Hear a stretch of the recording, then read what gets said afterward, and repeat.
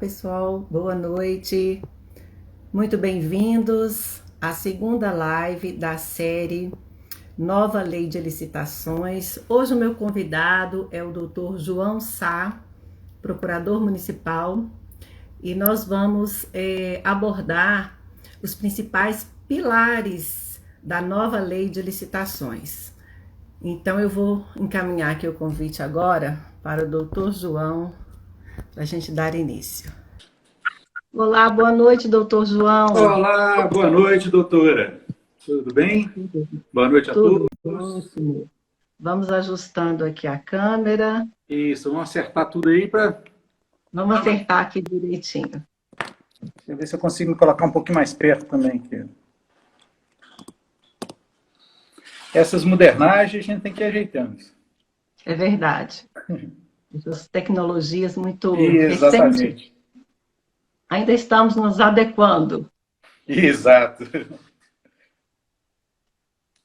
Então, boa noite, doutor João. Boa noite a todos que nos acompanham, que já nos acompanham e aqueles que vão nos acompanhar nessa live de hoje. É a segunda live da série Nova Lei de Licitações, uma lei que eu considero de suma importância. As contratações públicas, elas representam 12% do PIB brasileiro, envolve não só os entes governamentais, mas também o setor privado que contrata com a administração pública, e essa nova lei trouxe muitas inovações, muitas alterações, estão todos preocupados. E eu gostaria de desmistificar um pouco, eu tenho certeza que você vai me ajudar muito nessa tarefa, João. Ou talvez mistificar um pouquinho mais. Não, mentira, né? Pode ser também. Não, porque, na verdade, doutor Guilherme, eu acho que essa nova lei, ela veio num momento muito propício, né? Porque a gente que está atuando nas contratações, a gente sabe que a legislação, as leis antigas, né, as leis que estão em vigor até hoje ainda, né, a 8666, a 10520, né? E essas leis, e a jurisprudência, tanto dos tribunais de contas, quanto a STJ, né, tem causado muitos problemas nas contratações públicas. E essa lei ela tem o condão de tentar normatizar isso de uma forma um pouco mais equânime, na verdade, mais harmoniosa, né? Essa lei buscou inspiração em diversas fontes, essa nossa legislação que nós temos agora, e mais a jurisprudência, e muita coisa da própria doutrina, né? Então, isso, creio que ajudou bastante.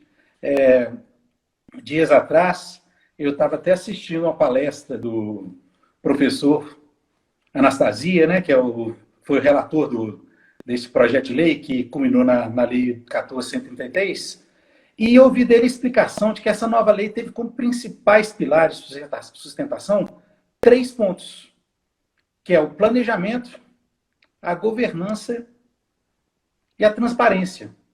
Na verdade, quando ele fala disso, tudo isso está dentro de governança, porque a governança tanto corporativa quanto a governança administrativa, né, a governança corporativa para as entidades privadas e a governança da administração, elas têm que ter em seu processo, seu trabalho de governança, seus processos para chegar à governança, precisam ter planejamento, transparência, ética, né, uma série de questões. O compliance, que compliance é o viés jurídico, viés legal da governança, né? Então, eu achei muito interessante essa explanação do professor, né? E acho que agora, a gente estudando a lei, como estamos estudando agora, inclusive para entender melhor essa nova lei, para que a gente possa fazer os regulamentos que cada ente precisa promover, né? é de suma importância que que nós detectemos esses três pilares e fazer com que eles sejam sempre efetivados na prática cotidiana dos nossos trabalhos, né? Também, muito importante. Eu entendo que a governança, João, ela é a alma dessa lei, ela assumiu um protagonismo voltado para o alcance de resultados. E a partir do momento que a gente começa a entender os pilares dessa lei, que você acabou de comentar agora, que foi muito enfatizado pelo relator do projeto de lei, o senador Anastasia, fica mais fácil da gente conseguir compreender os dispositivos da lei. É uma lei bem certamente. Muito grande, e esses assuntos eles são tratados ao longo dos artigos dessa legislação. Então, é importante, é fundamental a gente entender esses pilares, porque a partir do momento que a gente absorve esses pilares que foram estruturados na lei, a gente começa a entender melhor o que cada dispositivo quer nos trazer e quer colocar para que esse novo regime realmente alcance o resultado para o qual ele foi, né, implementado. Certamente, doutor. Esses três pilares principais, né, eles estão imbricados durante todo o percurso da lei. São 194 artigos, é um verdadeiro estatuto. Né? Sim. E eles estão muito entremeados entre eles. Quando a gente começa a ler os artigos, a gente percebe que em todo lugar aparece governança, aparece planejamento, né? E nós temos que buscar trazer para os nossos normativos, quando nós formos regulamentar, todos os entes da federação foram regulamentar, essa robustez que a própria lei exige da gente, né? Sim. Inclusive, para a gente entender melhor essa questão, eu cito o artigo 11, eu até queria ler o artigo 11, o parágrafo único dele aqui, porque eu acho que ele traz um bom entendimento do que é a lei, do que Artigo 11 traz os objetivos da lei. Olha Sim. Só, é uma maravilha esse artigo. Eu acho que esse artigo está resumindo praticamente tudo que a lei quer ao final. Exatamente. Por isso que eu gostaria de ler. Parágrafo único. A alta administração do órgão ou entidade é responsável pela governança das contratações e deve implementar processos e estruturas, inclusive de gestão de riscos, de controles internos, para avaliar, direcionar e monitorar os processos licitatórios e os respectivos contratos, com o intuito de alcançar os objetivos estabelecidos no caput deste artigo, promover um ambiente íntegro e confiável. Íntegro e confiável. Olha só. Que quer dizer o quê? Transparência. Né? Isso, exatamente. Que quer dizer transparência, valorizando a transparência, assegurar o alinhamento das contratações ao planejamento estratégico e às leis orçamentárias e promover eficiência, efetividade e eficácia em suas contratações. Isso. Praticamente resume. Exatamente. E olha só, e tem um detalhe, um pouquinho antes, nos incisos desse artigo, os incisos traz os objetivos, né? Que é o objetivo de resultado, assegurar seleção de proposta, né, para um resultado de contratação mais vantajosa para a administração, né? Inclusive quanto ao ciclo de vida do objeto. Muito interessante. Quando fala ciclo de vida do objeto, o que está tratando? Está tratando de planejamento. Você tem que planejar não só essa compra imediata e sem pensar no que vem depois. Você tem que pensar qual que é a contratação mais vantajosa, estudando, planejando, inclusive, qual é o ciclo de vida. Esse bem, esse objeto aqui que eles estão me oferecendo, esse aqui vai ter um ciclo de vida muito menor do que aquele outro. Então, às vezes, mais vantajoso será eu optar por aquela outra forma de contratação. E claro que uma coisa que a gente tem que deixar muito, muito claro sempre, né? Mesmo nos lugares, nos pontos dessa nova lei que trata do poder discricionário do administrador, da alta gestão, da alta administração, a gente tem sempre que lembrar, todo ato administrativo deve ser motivado. Então, quando a gente fala que o gestor ele tem a opção ele pode optar por ou outra forma de atuar, não quer dizer que não seja ao bel prazer dele. Sempre motivado, tendo em vista conveniência e oportunidade. Né? E o alcance do melhor resultado para a administração exatamente, pública. Exatamente aqui. É o primeiro ponto. Né? E depois tem o quê? Fala de tratamento isonômico e justa competição.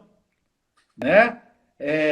Isso são objetivos. Fala para evitar, claro, né? Sempre, evitar superfaturamento, sobrepreço, preços manifestamente inexequíveis, né?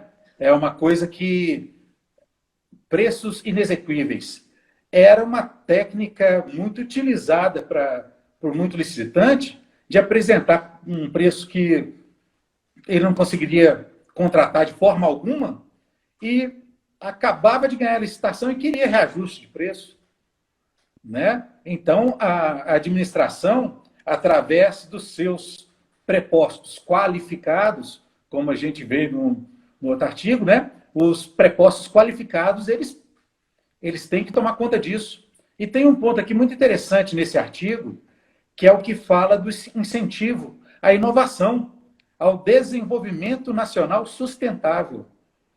Aí, mais uma vez, chama planejamento e governança em ritmo firme. Porque como é que eu vou incentivar inovação e desenvolvimento nacional sustentável sem planejamento intenso, sem planejamento sério? Não tem jeito. Não tem jeito, né? Inclusive, a lei trata de uma ferramenta super importante, que é o Plano Anual das Contratações. Exatamente, que né? É para isso que foi criado esse planejamento, para que eu entendi dessa forma, para que a administração elabore esse PAC, esse Plano Anual de Contratações, já faça uma previsão de todas as contratações, ou as possíveis e prováveis contratações, para que ela possa trabalhar com uma margem de tranquilidade, buscando sempre a proposta mais vantajosa e ter esse controle das contratações públicas. Esse planejamento que foi previsto, né, no artigo 5º, ele é um pilar realmente super importante na nova legislação. A nova legislação, ela deixou bem claro que o planejamento vai ser fundamental. Planejamento e governança é tudo. Planejamento e governança é tudo. Né? Exatamente, governança também, que é a alma da lei, na verdade. Eu, há poucos minutos atrás, eu estava dando uma olhadinha em planos anuais de contratação e abri o Plano Anual de Contratação de 2021 da Eletrobras. Eu abri só para dar uma olhada como é que era a formatação deles lá, né? E lá tem 1.340 itens que já estão estabelecidos com datas prováveis de ser encaminhado a compras, os objetivos, os motivos determinantes. É claro que lá está um extrato de forma simplificada de cada um deles, mas já está planejado 1.340 contratações na Eletrobras neste ano de 2021. Olha que maravilha! Isso é excelente. Já tem diretrizes para o ano de 2021. Exatamente. Por isso que eu tenho falado com as pessoas, né, tanto com as empresas quanto com o setor público, que a gente não pode esperar esses 2 anos de, entre aspas, vacácio legis, para a gente começar a atuar. Nós temos que começar a atuar, estudar, para regulamentar tudo, agora. Né, para deixar para daqui a 1 ano e meio, na hora que o negócio já não tem mais jeito. Né? Fica parecendo que 2 anos é um período longo para a adaptação, os ajustes que serão necessários, mas, na verdade, eu entendo que 2 anos não é Dois anos é pouco. 2 anos é pouco. É pouco para tudo que se precisa Exatamente. fazer para promover todos os ajustes, inclusive todas as regulamentações que serão necessárias. É preciso já que os entes governamentais, os entes públicos já comecem a fazer esses planejamentos, a criar uma comissão. A gente estava conversando sobre isso. Exatamente. Criar uma comissão para que essa comissão já comece a desenvolver os trabalhos, se reunindo semanalmente, para começar a avançar. Porque esse avanço, eu entendo que vai ser um avanço bem lento, bem devagar, mas ele tem que ir acontecendo. Sim. Eu não, exatamente, de todos esses. Olha só, esse plano anual, ele precisa ser regulamentado. Né? Nós temos aqui na lei, ela fala de regulamentação, de regulamento, ela tem 45 vezes escrito regulamento e mais 4 vezes escrito regulamentação. Né? E é claro que em alguns casos a regulamentação vai ser pelo órgão federal, vai ser uma regulamentação geral, mas tem muitos pontos, eu detectei uns 20 pontos que nós precisamos de regulamentação em cada município, né? É muito interessante. Inclusive, esse plano anual de contratações, ele, além de ser um planejamento estratégico, ele visa também evidenciar o problema a ser resolvido, assim como as possíveis soluções. Exatamente. Então, é importante fazer essa análise, essa avaliação, para que seja identificado qual é o problema e quais são as possíveis soluções. Exatamente isso, né?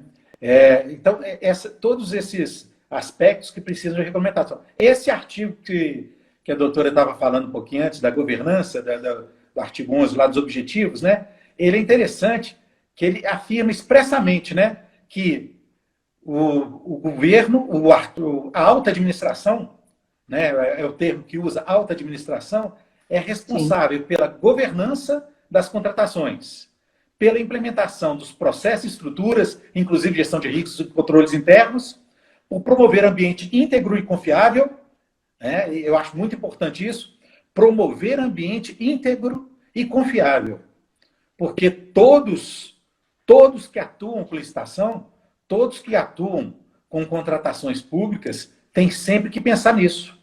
E não é só a administração pública, não. A administração pública ela tem que regulamentar para que isso aconteça. Mas tem que exigir de todo licitante, de todo contratante, que assim faça também. Né? Tanto que tem né? E tem um ponto aqui que eu acho interessante nesse artigo, é que fala de assegurar o alinhamento das contratações ao planejamento estratégico e às leis orçamentárias. Né? Eu acho que o legislador, nesse ponto, ele foi um pouquinho econômico, porque, por óbvio, não é só as leis orçamentárias, né? A gente tem que alinhar as contratações a todo o ordenamento jurídico. Né? Todo o processo de contratação ele tem que estar dentro das balizas normativas brasileiras, por óbvio. Né? Mas eles quiseram dar ênfase aqui às leis orçamentárias, exatamente para não ter aquela irresponsabilidade de alguns que contratam milhões e milhões para deixar mais para frente estourar na cabeça de outro gestor. Né? Então, eles já trazem esse comando de se adequar às parlamentares. Né? Parece que estava travando um pouquinho, João, mas agora voltou. Eu queria, inclusive, né? ressaltar que hoje, gente, eu estou conseguindo ler aqui os comentários, então, quem está nos acompanhando, eu quero agradecer a presença de vocês, a participação, e vocês podem deixar os comentários hoje, que nós vamos conseguir visualizar e tentar responder, não é verdade, doutor? Exatamente, né? Na medida do possível, falando desse artigo, dessa obrigação da alta administração, né, de manter essas contratações íntegras, é bom a gente lembrar que o artigo 10º, ele autoriza a advocacia, promova a defesa da autoridade pública ou dos servidores que atuam na legislação, né? Mas desde que o objeto da disputa, né, da contenda administrativa, tenha sido praticado na estrita observância da orientação constante no parecer da assessoria jurídica. Então, mais um ponto, né, daqueles outros que nós falamos sobre agente de contratação, esse é um ponto interessante, porque a assessoria jurídica ela vai exercer o controle interno de legalidade, né, de todos os atos da licitação, não só não está igual era na 8666, que no parágrafo único do 38 fala que é só uma nota técnica ao edital. Agora não. Agora, ao fim da fase preparatória, tem que ter análise jurídica quanto aos aspectos de legalidade. E todos os atos, convênios, aditivos, todos eles pelo crivo da assessoria jurídica. E quando a assessoria jurídica, pelo seu órgão próprio, da entidade, por seu órgão próprio legalmente estabelecido, ela dá um parecer jurídico, se os gestores atuarem na estrita observância daquilo que está estabelecido, né? O artigo 10 fala estrita observância. Daí pode usar a critério do gestor. Claro, às vezes a pessoa tem interesse que um advogado terceiro seja o defensor dele, por óbvio. Mas se ele quiser ou precisar que a advocacia pública atue em prol dele, neste caso ela poderia, né? Então eu acho isso muito interessante, né? Fortalecer os institutos jurídicos com essa... Exatamente. É o compliance, né? Fortalecendo essa questão do controle interno, tanto administrativo quanto jurídico. Tanto lá na frente, quando fala das instâncias de controle, a instância do local, né, do órgão, do setor. Assessoria jurídica e o controle interno daquele órgão. E em terceira instância é o controle interno geral da administração e o Tribunal de Contas. Né? É bem disso. Então, mais uma vez, fortalecendo a ideia de compliance e de governança. Né? Exatamente. Eu queria falar um pouquinho, doutor, sobre o estudo técnico preliminar, que está estabelecido no artigo 18, parágrafo 1º, que é um instrumento obrigatório que deverá evidenciar o problema a ser resolvido e a melhor solução, foi o que a gente estava falando antes, de modo a permitir a avaliação da viabilidade. Então, privilegiou-se muito nessa nova legislação esses atos preparatórios. Exatamente. Mais uma vez, fortalecendo o planejamento. Né? Olha só, o que a lei está falando. Aqui, você pode arranjar isso, antes de você começar a contratar. Você não vai contratando ao Deus dará de qualquer jeito. Vamos fazer esse estudo. Né? Tem o artigo aqui, o artigo 6º, não é? Que fala do... Quer ver? Deixa eu achar aqui. O artigo 6º que fala das definições. Isso, exatamente. O artigo 6º que trata das definições. O 5º dos princípios e o artigo 6º traz as definições do que é o estudo técnico, do anteprojeto. Inclusive, o estudo técnico preliminar, ele vai subsidiar a elaboração do anteprojeto. Olha só. Exatamente, né? Então, todos esses, eu acho muito interessante que eles fortalecem realmente essa ideia de um planejamento e que a administração tem que buscar esse planejamento de forma séria, né? Não há se contratar de qualquer jeito. Vamos estudar a matéria, vamos ver se... Não, peraí, agora eu tenho que pegar uma turma, técnicos, pessoas com capacidade, para fazer um estudo prévio, preliminar, para fazer o seguinte. Não, aqui, ó, a gente vai precisar desse material, mais ou menos dessa qualidade, nessa quantidade, para o período tal. Então, é um estudo preliminar, não vai ser um estudo aprofundado do objeto que se pretende, mas é uma coisa que dê. Inclusive, se precisar fazer um projeto... Travou um pouquinho, mas já voltou. Parece que é a internet. De vez em quando está dando umas travadinhas, né? Mas essa questão é muito interessante porque a lei está sempre nos remetendo ao planejamento. Você tem ideia?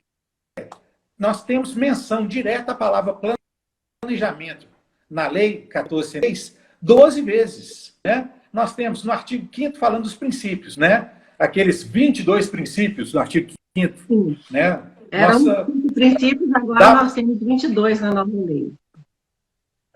Exatamente. Nós temos 22 além dos princípios da contratação que tem lá na frente, viu? Lá na frente, lá no 170 e poucos, tem mais princípios. Mas nós temos artigos falando das definições, né? Na parte dos serviços técnicos especializados, nós temos o artigo 6º, no artigo, inciso 20, artigo 11, parágrafo único, quando fala dos objetivos, fala de planejamento, artigo 12 fala, olha só, esse pedaço aqui, fala que quem elabora projeto básico pode dar apoio nas atividades de planejamento da contratação. Interessante esse ponto, né? No artigo 12. Sim. Artigo 18 fala da fase preparatória, né? E no parágrafo 1º fala do estudo técnico preliminar, deve indicar o seu alinhamento com o planejamento da administração. Olha que interessante. Artigo 18. No caput fala que a fase preparatória é caracterizada pelo planejamento. E tem aquele, né? E o parágrafo 1º fala que o estudo preliminar deve indicar o seu alinhamento com o planejamento da administração. Olha aí o estudo técnico preliminar já fazendo parte desse planejamento da administração. Cada vez mais a gente tem que botar na cabeça, todos nós, que o caminho é buscar pessoal qualificado e planejar. Agora nós temos um conceito de governança pública, que é no decreto federal 9.203 de 2017, que o decreto fala que governança pública é o conjunto de mecanismos de liderança, estratégia e controle postos em prática para avaliar, direcionar e monitorar a gestão, com vistas à condução das políticas públicas e à prestação de serviços de interesse social. Esse decreto fala que os princípios da governança pública são capacidade de resposta, integridade, confiabilidade, melhoria regulatória, prestação de contas, responsabilidade e transparência. São 6 princípios. Olha só, isso tudo está dentro dessa lei agora. Nova. Eu entendo que é preciso implantar, além da governança, é preciso a gente ter uma mentalidade seguinte, implantar, na verdade, é uma cultura, e não apenas adequações formais que permitam à corporação dizer que está em conformidade. É preciso mudar, na verdade, a mentalidade, a cultura, para poder entender e implementar a governança dentro do processo, dentro do regime jurídico, trazer essa questão que era do setor privado para dentro das contratações públicas. Então, vai além, eu entendo que isso vai além, vai passar pela questão cultural, vai haver uma mudança de cultura, inclusive. Certamente, doutor. Exige-se de todos agora uma mudança de cultura. Essa nova lei, ela traz diversos conceitos que nos remetem tanto à governança quanto à governança pública, né? Tanto quanto à governança da administração quanto à governança das empresas. Na verdade, são os lados da mesma moeda, né? Sim. E vai exigir de todo mundo que sejam adotados processos mais eficientes, éticos, sustentáveis e, logicamente, prioridade, né? Tanto a administração pública quanto as empresas que pretendem atuar junto ao setor público, elas, às vezes mais, adotar procedimentos cotidianos, pautados em planejamento e governança. Enfoque claro para compliance, né? Pela adequação dos processos aos atos e conjuntos normativos pátrios. Aqui, eu até peguei um papelzinho lendo, dando uma lida na lei nesses dias. Eu separei alguns artigos que falam dessa nova lei, que falam de programa de integridade. Programa de integridade nada mais é do que a forma a legislação tratou, inclusive naquela lei anticorrupção, e agora também, falar de compliance. Então, quando eu escuto programa de integridade, eu estou ouvindo compliance. O artigo 25 da lei, que fala que no parágrafo 4, nas contratações de obras, serviço, fornecimento de grande vulto, o edital deverá a obrigatoriedade de implantação de programas de integridade. Então, nas contratações de grande vulto, o edital tem obrigatoriamente. E no prazo de 6 meses, e tem inclusive um prazo, a lei estabelece... Programas de compliance nas empresas. Esse programa deve ser... Interessante isso. No prazo, deve ser obrigatoriamente implementado no prazo de 6 meses, contado da celebração do contrato, conforme regulamento que disporá sobre as medidas a serem adotadas. Ou seja, tem que ter um regulamento. Exatamente. Então, mais um ponto a ser regulamentado. Exatamente. Qual que é a forma disso, né?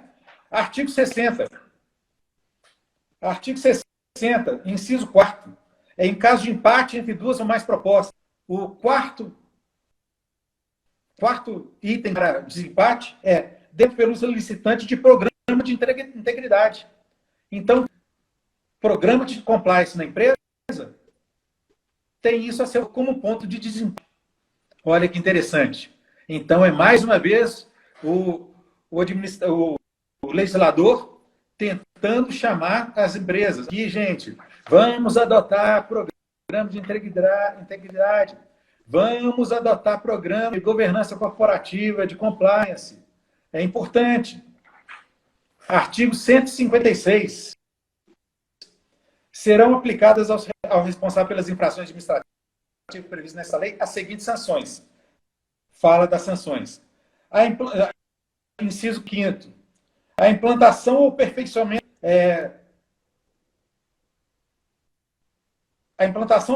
de programa de integridade e ação de órgãos de controle. E isso aí vai ser um ponto a ser observado quando da aplicação de sanção. Se tiver integridade, a aplicar uma sanção menos pesada, porque ele já tem os seus controles internos, a empresa já tem seus controles internos. Vai ter esse bate-bola entre os controles internos do licitante e da administração. E outro ponto, artigo 100, é admitida a reabilitação do contratado perante a própria autoridade que aplicou a penalidade. Parágrafo único. A sanção pelas infrações exigirá como condição de reabilitação a implantação ou aperfeiçoamento de programa de integridade. Então, houve apelação para a reabilitação, precisa-se de programa de integridade. Então, olha só que coisa interessante. A própria lei, já em 4 pontos, exige ou orienta claramente que o licitante, quem quer contratar com a administração, deve adotar programa de integridade. Traçando aí um Isso é muito planejamento não interessante, só né? para a administração pública, mas também para o setor privado que quer contratar com a administração pública. Agora, eu fico aqui só tentando, doutor João, visualizar quais serão os maiores desafios dos entes governamentais com relação à implementação desses procedimentos. Quais serão os maiores desafios? O que você considera, dentre desses princípios, dessa questão que nós já falamos, qual vai ser o maior desafio? Quais seriam os maiores desafios? Doutora, é difícil falar, porque a gente não sabe, inclusive a jurisprudência vai caminhar daqui para frente. Mas, na questão administrativa, creio que nós teremos um problema sério de planejamento nos primeiros momentos, nos primeiros anos. Né? Porque o nível de planejamento que essa lei exige é muito grande. E isso traz custo para a administração. Né? Esse nível de planejamento, num primeiro momento, vai trazer mais custo para a administração. É claro que, num segundo momento, daqui a 4, 5 anos, nós teremos uma economia de escala absurda. Muita contratação que, posteriormente, como não a mais adequada ao município, ela vai ser sanada daqui a uns anos. Mas, no primeiro momento, nós temos que nos debruçar com força, bastante afinco, nesta questão do planejamento. Porque isso vai ser um desafio duro para todos nós. E o planejamento está em diversas etapas. Esse vai ser o ponto central. No nosso pequeno mundo... O cerne da questão, o ponto central. Que eu acho que um dos pontos, um dos grandes desafios nossos para os próximos 2 anos é essa regulamentação de tudo que se precisa. Né? Nós temos aqui... eu gosto de números, né? E eu estava vendo, existem 45 artigos que falam sobre regulamento na lei, e mais 4 que falam de regulamentação. Né? A gente precisa, por exemplo, regulamentar o artigo 7º, parágrafo 3º, regras de atuação do agente de contratação, funcionamento de comissão de contratação, atuação dos fiscais e gestores de contratos, apoio da assessoria jurídica e controle interno para essas pessoas que são agentes de contrato. O artigo 12, que fala do ano de contratação anual, né, que nós falamos mais cedo. O artigo 31, procedimentos operacionais do leilão. Artigo 61, que fala de procedimentos para negociação efetuada pelo agente de contratação ou pela comissão de contratação. 169, controle das contratações. Né? As contratações por de gestão de risco e controle preventivo, como nós falamos lá, né? Então, tem muita coisa. Tem muita coisa a ser para serem regulamentados. Isso vai ser um grande desafio para os entes governamentais implementar essas regulamentações. Vai ter que ser feito, eu acho que aos poucos, não tem como fazer todas as regulamentações ao mesmo tempo. Esse é o desafio. Não, é muita coisa. São muitos dispositivos a serem regulamentados e eu considero realmente esse um dos grandes e principais desafios, a regulamentação desses aspectos que a lei trouxe, que precisam realmente de uma regulamentação municipal. Exatamente. Olha só, o artigo 169, o parágrafo 1º, fala claramente que a implementação de contratações da lei, elas são de responsabilidade da alta administração, né? Então, aquele artigo que você falou das íntegras e confiáveis, com segurança jurídica, né? Então, fala claramente, é de responsabilidade da alta administração, e enquanto não se fizer isso, o gestor máximo está deixando, como a gente diz de forma mais genérica, mais popular, está deixando o CPF dele à mostra, né? Então, a responsabilidade está, do caso, a responsabilidade, enquanto não se implementar isso, essas questões todas, a responsabilidade fica no CPF do prefeito. Contratação, com todas as balizas estabelecidas na lei, passa a ser individual dessa pessoa. Sim. Né? Uma então, figura importante nesse novo regime jurídico é o agente de contratação. Agora, não será apenas a comissão de licitação. Existe uma figura que vai centralizar essa responsabilidade nas contratações e com suas obrigações, os seus deveres, as suas obrigações e as responsabilidades. Exatamente. E a regra é o agente de contratação, uma pessoa única que é responsável individual, né? É individualizada a responsabilidade dele, podendo, daí é o poder discricionário do administrador. Do administrador. Em alguns casos, substituir o agente de contratação por uma comissão. Sim. Né? Mas é interessante notar as diferenças, porque o agente de contratação ele tem que ser um servidor público efetivo. A comissão de contratação não precisa ser efetivo, né? A comissão de contratação, via de regra, não precisa ser efetivo. Não existe essa exigência. Precisa ser no diálogo. Sim. Exatamente. Oi, tá conseguindo ouvir? Estou conseguindo. Está travando, voltando, mas de um modo geral está melhor agora essa conexão. Está melhorando um pouquinho.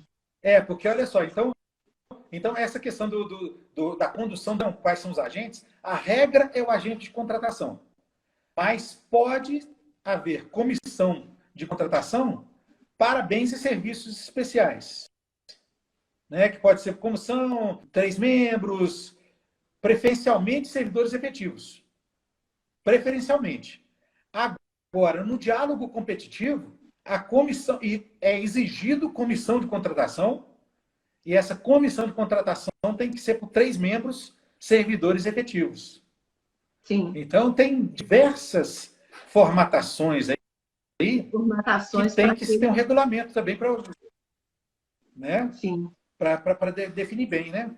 Exatamente. Então, é um momento de potencializar a oportunidade desse novo marco das licitações para amadurecer e adotar as medidas, porque vai precisar passar aí por um amadurecimento muito grande. Eu entendo que todos, não só os entes públicos, assim como os entes que contratam com a administração também, para que essa engrenagem toda funcione. Para que seja para que seja alcançado, na verdade, não é cumprido, mas para que seja alcançado o resultado que se deseja, o resultado esperado. E, na verdade, doutora, o caso é que, de fato, o fato é que o legislador ele trouxe à baila o ideário de boa-fé objetiva. E, na verdade, né, na real, devia ser pilar básico, ato cotidiano de todos os atos da sociedade. Né? Então, o legislador quis trazer de forma contundente para os processos de contratação com o ente público essa boa-fé de todos os lados. Sim. Então, quando o administrador fala de planejamento, fala de governança, fala de compliance, fala de transparência, ele está falando isso. está falando, nós temos que ter boa fé no trato de todos, né? Afinal de contas, como disse o artigo aqui, nós temos que ter relações íntegras e confiáveis, não é? Exatamente. Com segurança jurídica para todos os envolvidos. Reforçando o que já estava na Lei 8666 de 93, né? João, então nosso tempo já expirou aqui. Antes de cair aqui a nossa conexão, para salvar aqui, eu quero agradecer muito a sua presença, você ter aceitado esse convite. Agradecer a todos que nos acompanharam nessa live de hoje, convidar para que na próxima segunda-feira continue acompanhando essa série de lives. Eu pretendo fazer pelo menos 4 lives para a gente abordar esse assunto. Eu sei que serão necessárias muito mais do que 4 lives, a matéria é grande, é complexa, e eu acho que a gente, com isso, a gente vai contribuindo com informações, trazendo aqui um pouco de conhecimento para quem tem interesse, para quem trabalha na área. É uma lei muito importante. E a intenção é essa, gente, trazer conhecimento, trazer informações, ouvir também as dúvidas de vocês. Muito obrigada, doutor João, muito obrigada a todos. Eu que agradeço o convite. Obrigado. Pois é, vamos marcar uma próxima live para a gente discorrer um pouco mais, porque o tempo realmente foi muito curto para a gente falar do que a gente gostaria de falar. Nossa pauta era bem maior, mas esses aspectos que nós abordamos hoje, eles realmente demandam um tempo maior de explanação. Certamente. Boa noite, pessoal. Muito obrigada pela participação de vocês. Boa noite, doutor João. Até a próxima, pessoal. Boa noite.